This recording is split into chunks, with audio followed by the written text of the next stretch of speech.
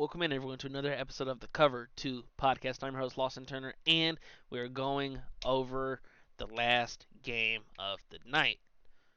The New Orleans Pelicans are hosting the Sacramento Kings for the right to capture the 8 seed and play the Oklahoma City Thunder, who surprised a lot of people this year, being the youngest number 1 seed. But we'll get into whoever plays them in a preview tomorrow. But let's dive into the game tonight.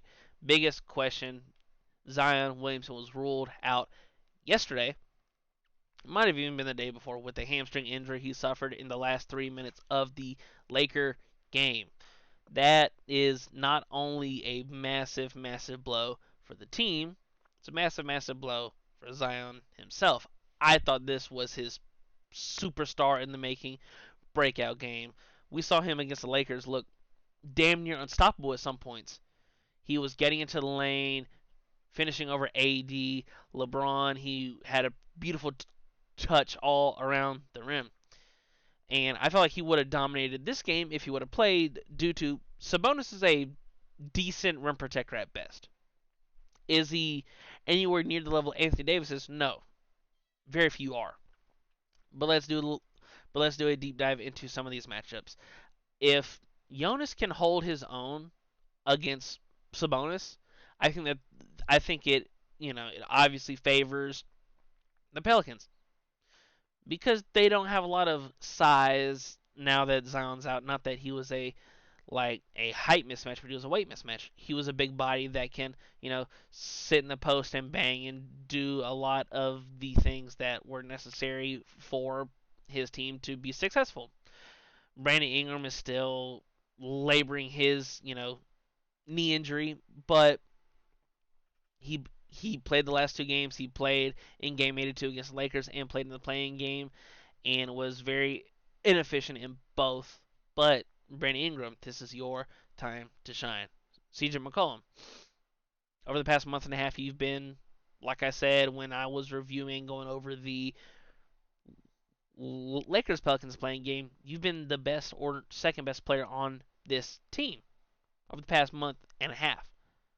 This is your time to rekindle that fire and win this game for the Pelicans. But on the flip side, for the Kings, we have I can't stop watching this team. This team is so fun to watch. They're young, they're fast, their styles complement each other. Sabonis is a triple double machine. De'Aaron Fox is a superstar in the making. I think he'll get there. I think he's a fringe superstar, high end star as it stands today.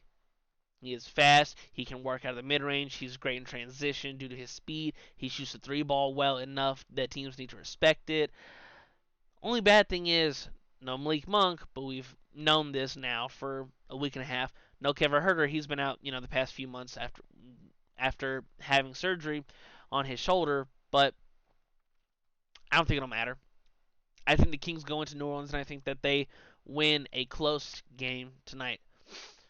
No Zion, no go for New Orleans. Do not pass go. Do not collect $200. I think that the Kings go into New Orleans and pull out a win behind a De'Aaron Fox masterclass. I think he's going to be great in transition. He has very active hands. I think he's going to get a couple. In the NFL, they're called, pick sixes, where steal or pick and is just uncontested all the way down. I could see him easily because, like I just mentioned just now, he has very active and fast hands. I could see him jumping a couple passes and getting a few easy buckets that could extend the lead. Do I think that the Pelicans could come out with the same fire that they did with the Lakers? I mean, there's a chance. I don't know how much of a chance that there is with no Zion, but I'm not going to count out Brandon Ingram and CJ McCollum, and then off the bench, they bring in Larry Nance Jr.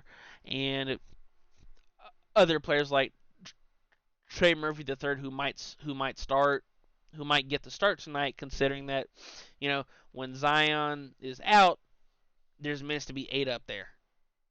There is minutes and a spot to be had. I don't think that they'll insert a guy like Larry Nance Jr. to be in the Zion spot in the starting lineup due to then you're too big and Sacramento can get up and down on you in a hurry. I like Sacramento's role players more. I think we saw what Keegan Murray did last game against the Warriors. He lit it up. We've seen these, you know, tertiary players for the Kings for the past 2 years be inconsistent, but consistent when you need them. Like we see veteran players like Harrison Barnes has been big for them all year. We've seen Trey Lyles come in and have some good minutes. We've seen their stars do what their stars do. And I think that when the stars are aligned for the Kings, in my opinion, to win this game. I think that Zion going down almost assured that the Kings were going to pull this out. And in a 7-game series against a team that is young and has little to no experience in the Oklahoma City Thunder, that series should be fun. We have two, like I said, young, fast teams, like to get up and down, like to not leak on defense, but play defense, grab the rebound, leak out, play really fast. But that is a topic for a preview video, probably coming out tomorrow after this game is played tonight. We'll do a review, and then we will look ahead into all of the matchups from the East and the West starting tomorrow. Because what do we know? Playoffs are upon us, and it is a wonderful, wonderful time to be a basketball fan.